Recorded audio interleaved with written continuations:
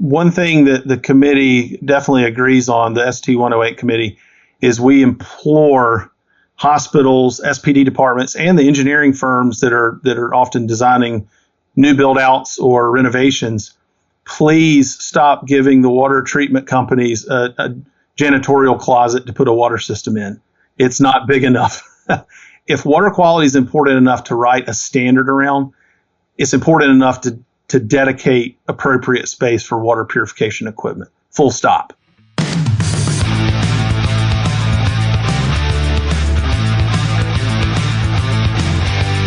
Rising above the buzz of ultrasonic cleaners and the clanking of stainless steel are the ideas and voices that are changing an industry.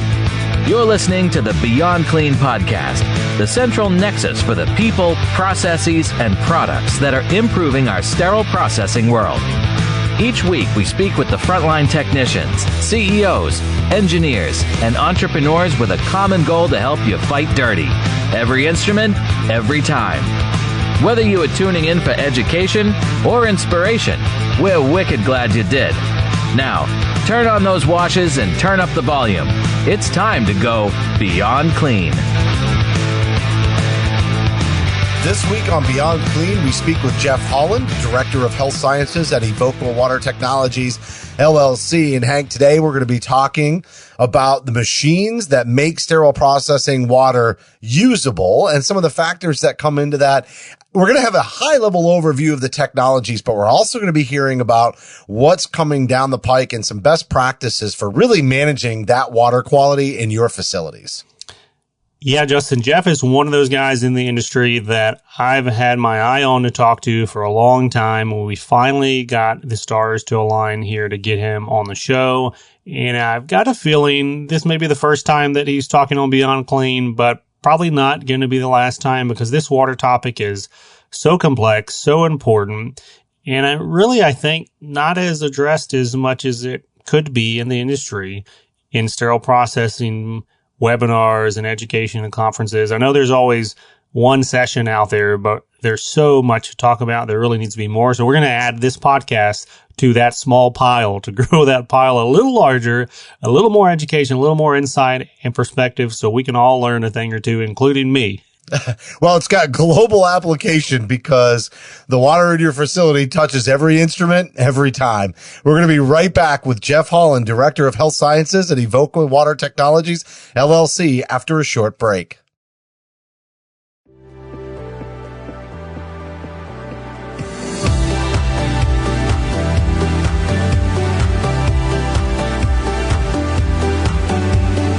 I'm Justin Poulin. And I'm Hank Balch. From the 17 studios, you're listening to Beyond Clean, the global voice of sterile processing.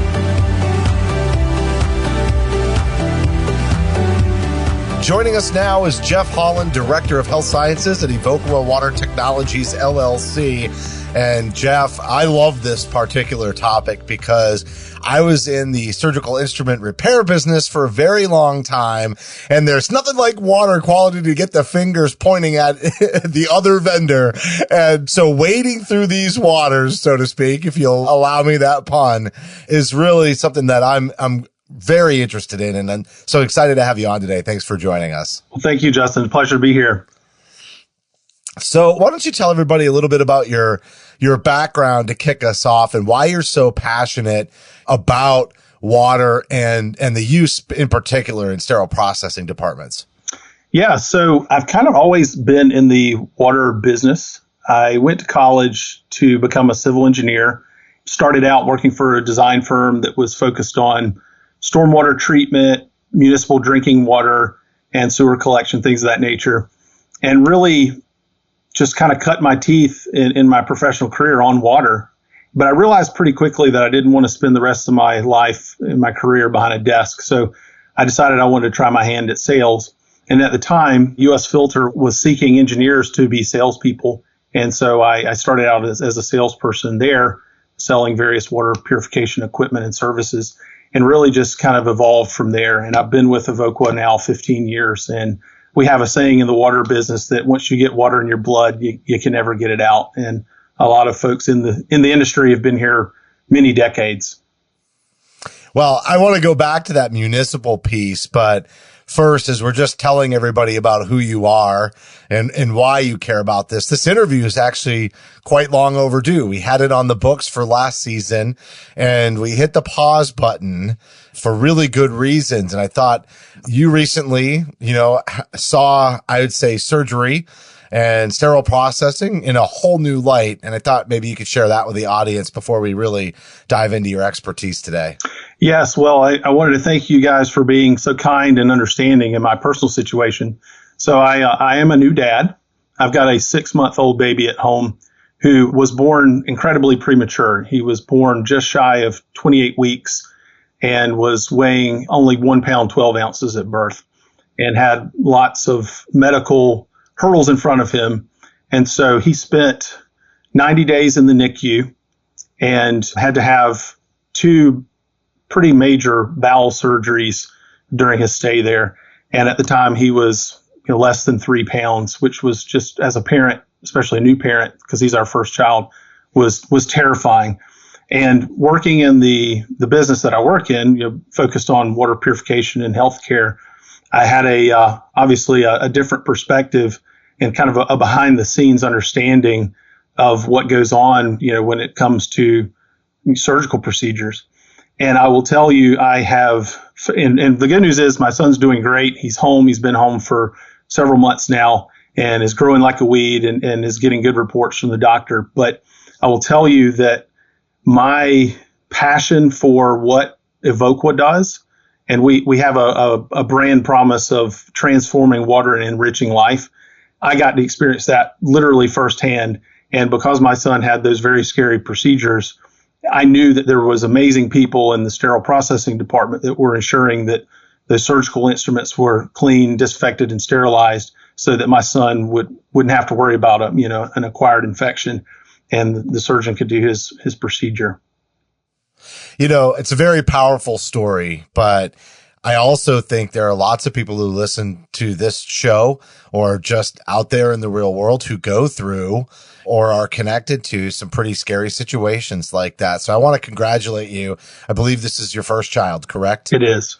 Yeah. Congratulations. But man, what a tough time too, because you're just getting used to becoming a parent or thinking about becoming a parent.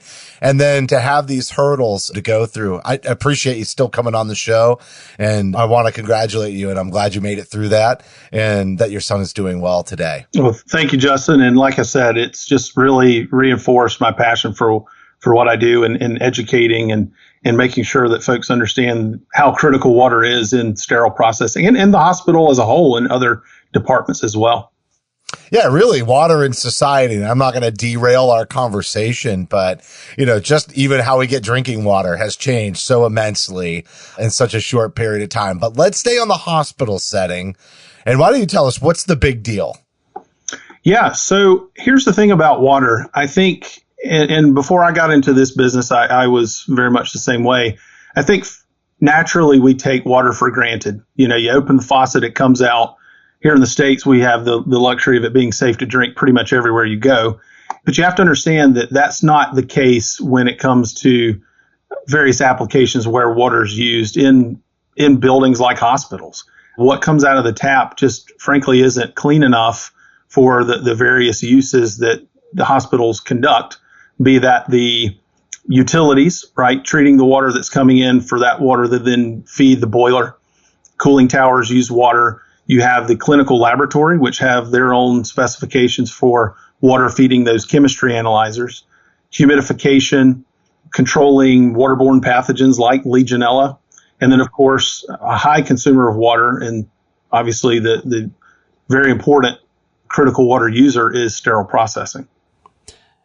Now, Jeff, we talked about offline before the interview got started that this was going to be a technical conversation, that we're going to get down into the weeds. Anytime you do that, I think it's easy for folks who know a lot about topics to just dive in and start throwing around words, and everyone in the audience is nodding, okay, yeah, I got you. But if you were to take a step back and ask the audience, so what do I mean when I say X, Y, and Z? Or can you define this term oftentimes you kind of get a blank stare. It's like, well, I could figure it out maybe by the context, but if you put me on the spot, I couldn't really define it. And I feel like we really miss a lot of the opportunity to learn because we're just not even on the same page to start with. So I'm going to stop us here and say, let's define some important terms that are going to come up in the rest of this interview. Like, what are those key words that folks in the industry on this topic need to be aware of, need to know what they mean, and perhaps even have some confusion out there in your experience? Great question. The way I explain it to folks is there are some general terms. And if you go in the grocery store, you'll notice they'll have purified water. You'll see distilled water, drinking water. Those are kind of generic terms for water that has been pulled from the earth, either from a lake or from the ground, and has had something done to it. But then when you start to get into applications like in a hospital or manufacturing pharmaceuticals, you start to get into a lot more specific definitions to what water purity really means. So, for example, the manufacturing of pharmaceuticals, they follow the United States Pharmacopoeia, USP, and they have very strict definitions on what purified water means. And then they have an even purer level of water called water for injection. They go through various treatment technologies to ultimately get to an empirical specification. In other words, a certain level of maximum contaminants that can be in that water. Sterile processing, obviously, we'll be talking about ST108. There are specific terminologies like critical water and utility water that have special requirements for what that means. The clinical laboratory, they have a specification called CLRW, or clinical laboratory reagent grade water, that has its own set of definitions. So really, the question I always ask when someone says, hey, do I need purified water, or do I need deionized water, or reverse osmosis water? My next question is going to be, what are you using it for?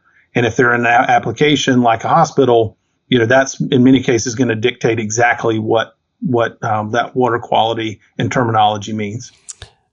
Now, outside of kind of those definitions, like you mentioned RO and you mentioned DI, what else in this water conversation? Are there any other terms out there that you kind of hear folks use, maybe in the wrong context, or that you think need some additional definition out there?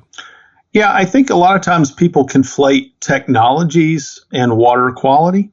So reverse osmosis, that's a technology. So when someone says reverse osmosis water, really the quality of that water is going to be dependent upon what's being fed to that reverse osmosis machine. So that's one example. Same would be true with deionized water or deionization. Again, highly dependent upon what's being fed to that piece of equipment. But deionization as a term is a technology.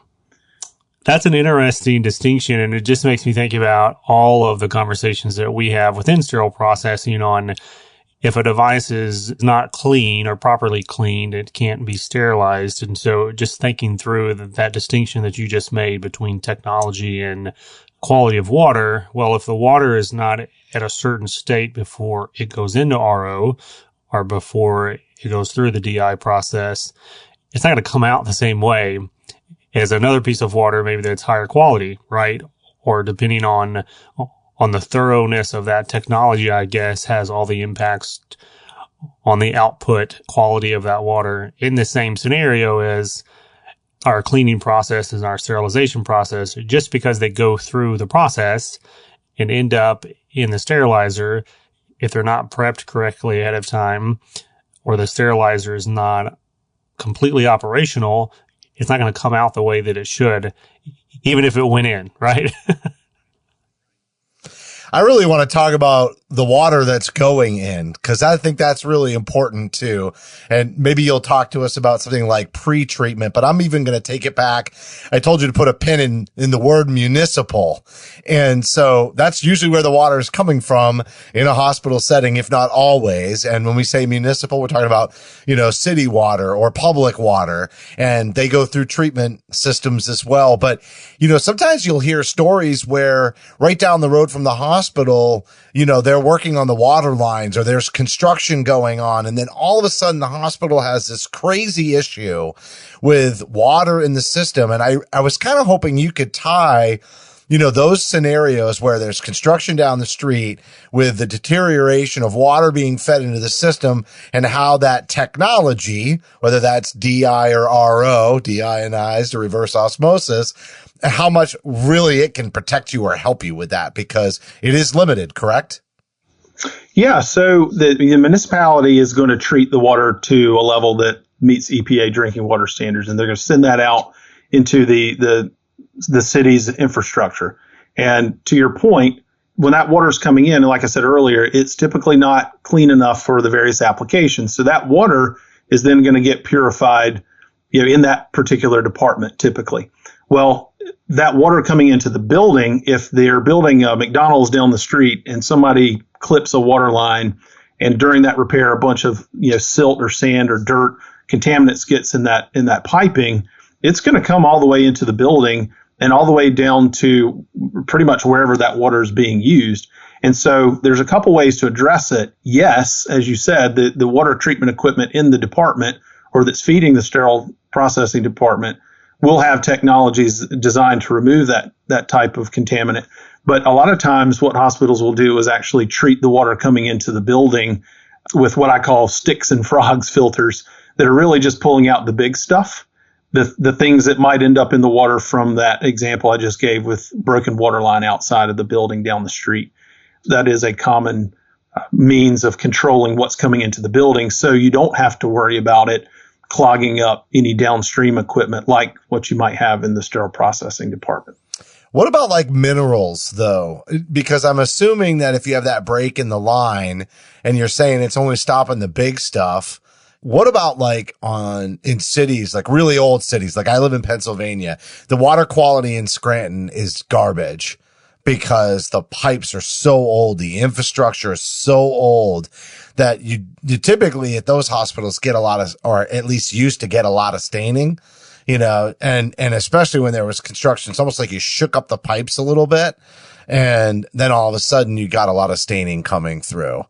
Is that relevant for this conversation, or should we skip probably. over that? I mean, a lot of old piping infrastructure is iron pipe, right? New York City, in fact, actually, in some places I've been told has wooden pipe.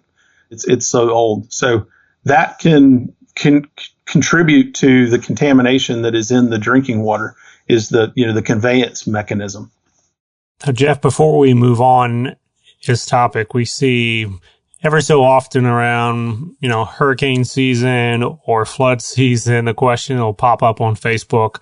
What do I do? The hospital or the city is under a boil water alert. How is this going to impact what we do for the autoclaves and what we do for the washers? What's your answer to that question? Fortunately, the CDC does publish guidance. This will be covered in ST 108. So we recognize that there needs to be more guidance around that topic. So we've kind of compiled various authorities on the subject to come up with a protocol for when those instances occur. And I can tell you firsthand, because I live in North Carolina on the coast, I know all about hurricanes.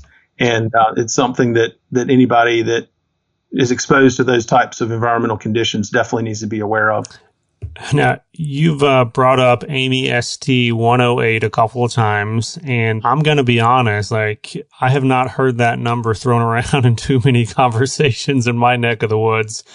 I'm familiar with ST 79, familiar with ST 91, even familiar with ST 58, but 108 is not one of those numbers that comes up in a lot of conversations. So walk us through what that standard and guideline is and what it has to do with water and sterile processing. I'm glad you asked that question, Hank, because it's something I'm very excited about, if you can't tell, and I'm proud to be a part of. So the reason you may not have heard about it is because it is still in development.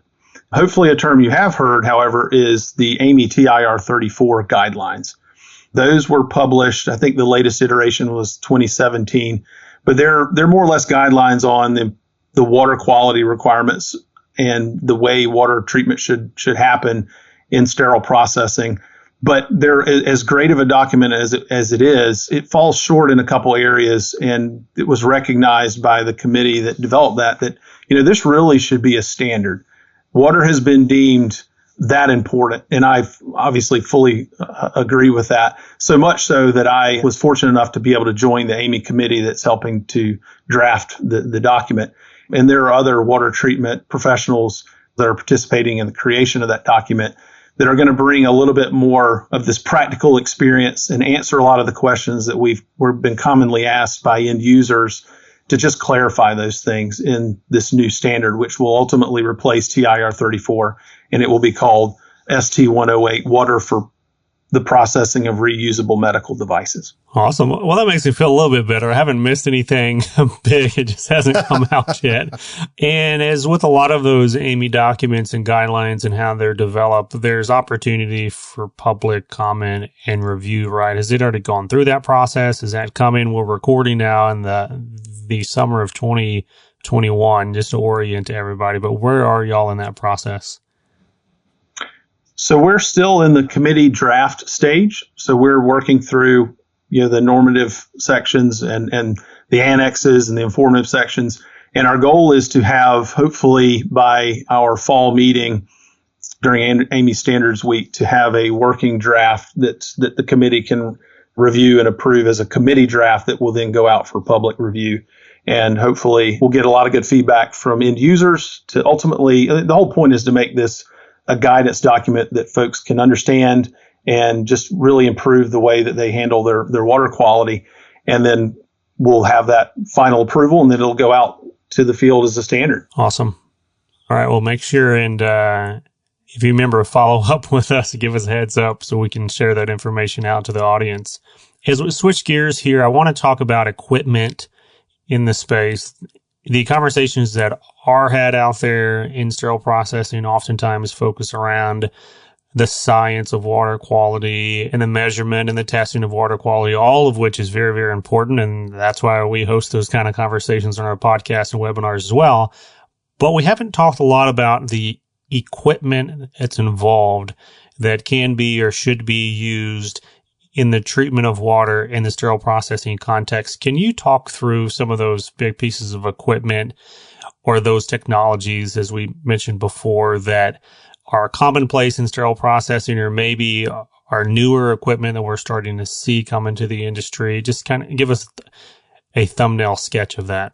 I encourage folks to think of water treatment technologies as tools in a toolbox. As I mentioned before, your technologies are going to be used to treat whatever your particular water condition is. I'm going to kind of talk you through a common configuration. I will caveat that not all water systems are created equal, and some companies have certain philosophies on how they handle pre-treatment versus others. But by and large, we all have a similar looking toolbox. So as the water comes in, we'll just start with water treatment within a sterile processing department, because that's kind of the easiest way to describe it. So the water coming in to feed the high purity water system that's ultimately creating utility water and critical water is, generally speaking, going to include the following. For your utility water, generally speaking, softened water is what you'll see. We are making some changes to the water quality requirements for utility water, so we may see some additional treatment technologies required in that regard. But where you see more equipment and more technologies used is when you're producing critical water. That is because the quality of water that specification requires is quite frankly more difficult to produce. It's much, much cleaner. And so you'll have typically a water system will have carbon filtration, which is going to remove the chlorine that's in the disinfectant that's in the city water that just controls microorganisms, so it's safe for us to drink. You don't want that in high purity water system feed waters because it can damage the RO membranes. So you'll have a carbon filter that will remove that chlorine. And then often you will have a water softener to soften the water. Typically it's intended to pre-treat water feeding a reverse osmosis machine. They're very sensitive to scale buildup, and so the softener is going to help reduce that scale. And then downstream from that, depending on what's feeding that building, and if you have particularly hard water or a lot of inorganic content and contaminants in your water, you'll often see deionization following reverse osmosis. And you asked earlier about reverse osmosis and is that a water quality or a technology? And really, that's a great example because reverse osmosis really just rejects water contaminants as a percentage of what's being fed to it. Deionization is going to then remove any of that residual, that ionic contaminants that the reverse osmosis doesn't remove.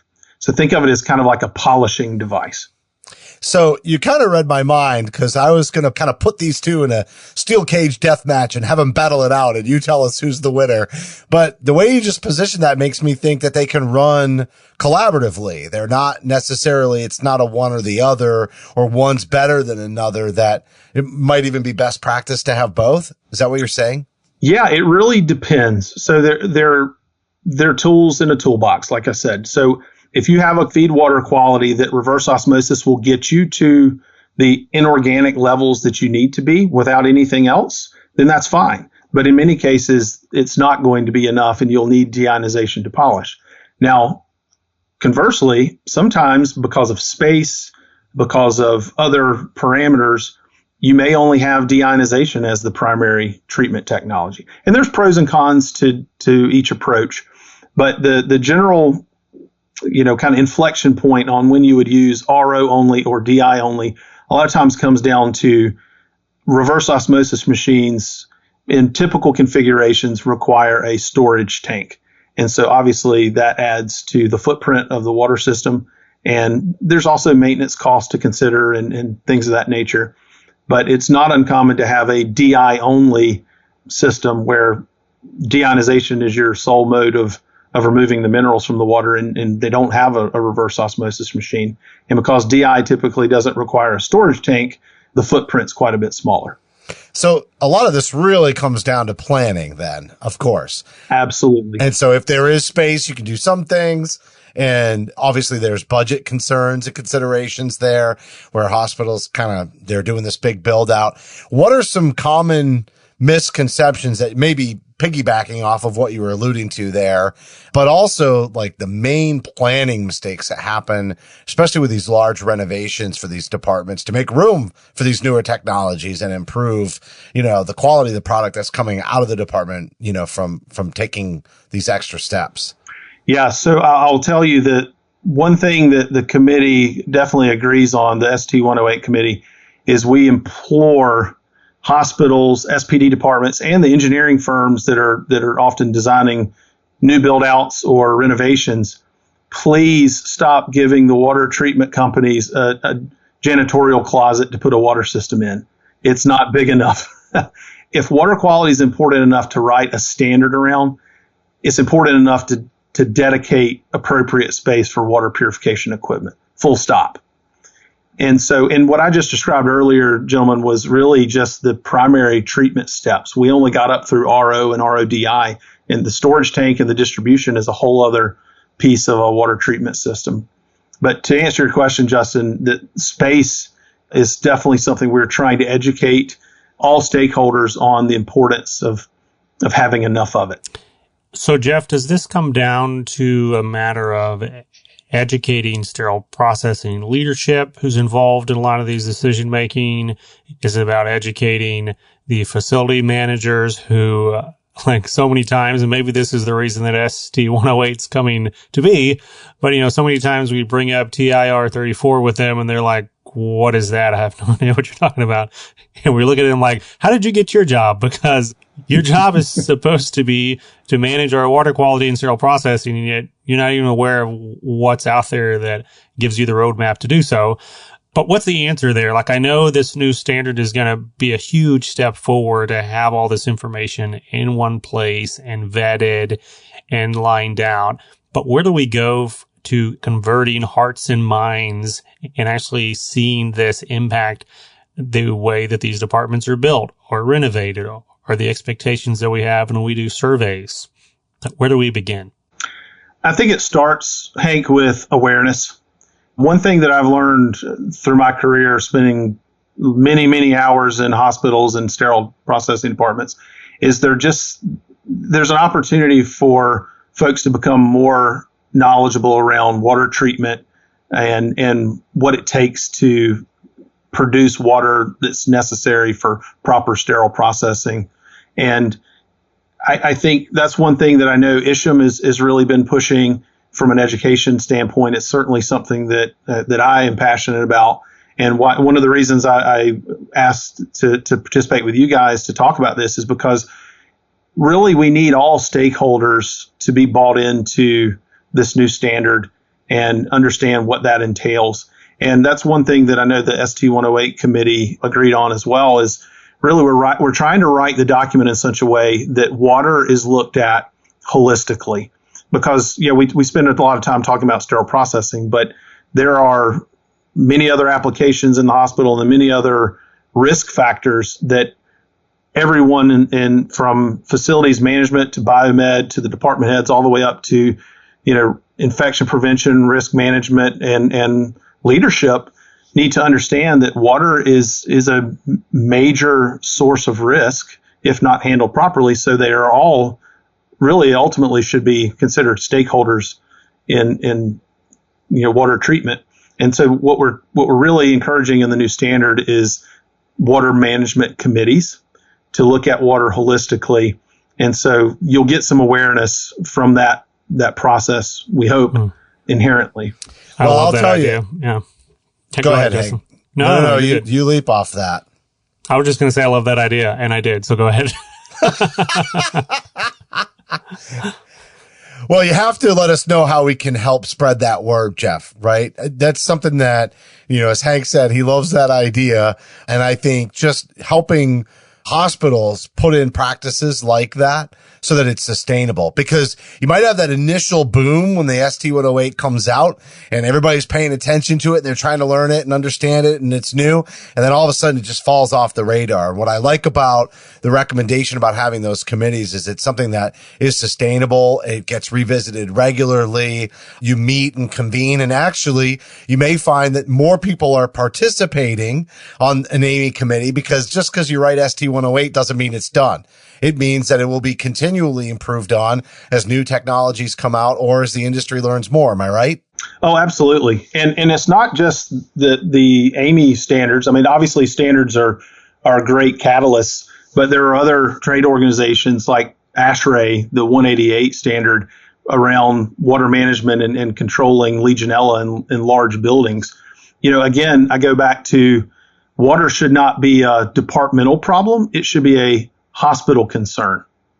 And because of all of the potential issues that can arise when it's not handled appropriately and managed appropriately. And so I think education is important. I think creating awareness is important. And again, getting stakeholder buy-in within the hospital and all the various, personas. Now, Jeff, you mentioned a second ago the topic of risk, and it's an interesting topic and question, I think, just considering everything else that's going on in our industry outside of the water question. But the opportunity to specialize and the potential or the frequency that we're starting to see for some of these services in sterile processing to be outsourced or insourced for folks who have more specialty. Like I threw my facilities guys under the bus a second ago. They are not all incompetent. Many of them are aware of what's going on, but the reality is many of them don't, and they don't really have a lot of interest, and they would rather just hand it off to somebody who has a better idea of what's going on. Are you starting to see that in the industry? Is that a trend like we see with some of the other outsourcing activities in sterile processing? Or is that still another 5-10 years down the road? No, it's absolutely a trend. Let's just be honest. Facilities, management, biomed, they're stretched thin, right? They've got a lot that they're responsible for, a lot of things that require maintenance. Certainly smart folks, certainly capable from a technical standpoint. But even still, water treatment is a bit esoteric. There are specialized skill sets that one needs to have. There's definitely a learning curve. And so a lot of times it's just more prudent to outsource that to an expert, someone that wakes up every day working on water systems and servicing them. That just in many cases frees up facilities or biomed to do other things that are more of a core competency for them. All right, Jeff. Well, fantastic interview. And definitely, I think we've only had maybe one other episode on the topic, but I can just tell that once this standard releases, that we should have you back and maybe even do it as one of our, webinars and really bring in a panel and talk about, ST 108 and all the provisions that are in there and the guidelines and why they were developed. So be on the lookout for that, because we would love to have you. Keep us abreast of the developments so that we can help spread the word when it's time. You did a great job in this interview. Thanks for coming on. Thank you for having me, and absolutely would be honored to come back. And again, my goal is to make sure that we're creating awareness and folks know about the new standard that's coming.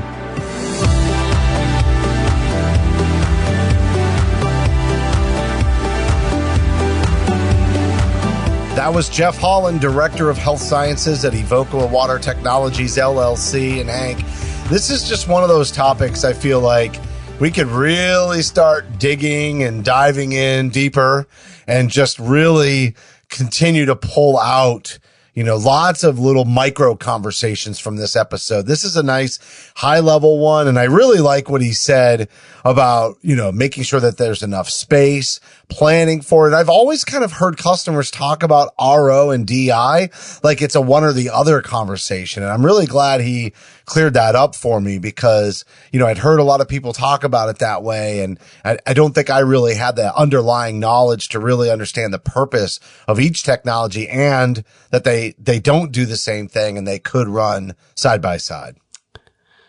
Yeah, Justin, what I'll add is, if you look at water from the engine of the whole department, it drives how your chemicals work. If your water is poor water quality or different water quality, then your enzymatic is going to act differently. If you have poor water quality, as you mentioned, your surgical instruments are going to get stained or they're going to rust or any number of other things can happen. And the same thing to your equipment. Like on and on and on we go to your steam quality. If your water is not right, it just has so many ripple effects. And then to Jeff's point in the interview, it can't just be on the shoulders of the facility manager or even the sterile processing manager, because no one person can know everything that needs to go in or go on in this water treatment process. So I really loved his proposal to put a committee together, get different people on that committee, all asking questions about how can we ensure that this water is right, not only for sterile processing, to his point, but for the whole hospital. Yeah, and we hear that whole conversation about being understaffed all the time. It's just now we're talking about, other departments that support sterile processing being in the same situation, and to bring in experts from outside to really help lead that committee or to provide information and to really cut down on the time that self-research takes to make sure that it's being done right. We all need partners to help us do a better job. So excellent job today by Jeff. I really enjoyed this interview. That's going to do it for this week's show, though. As a reminder, you can help support Beyond Clean by subscribing on Apple, Amazon, or Google Podcast, Stitcher, iHeartRadio, Spotify, or on your favorite podcast application. You can also access bonus content for certain episodes by downloading our smartphone app for iPhone and Android.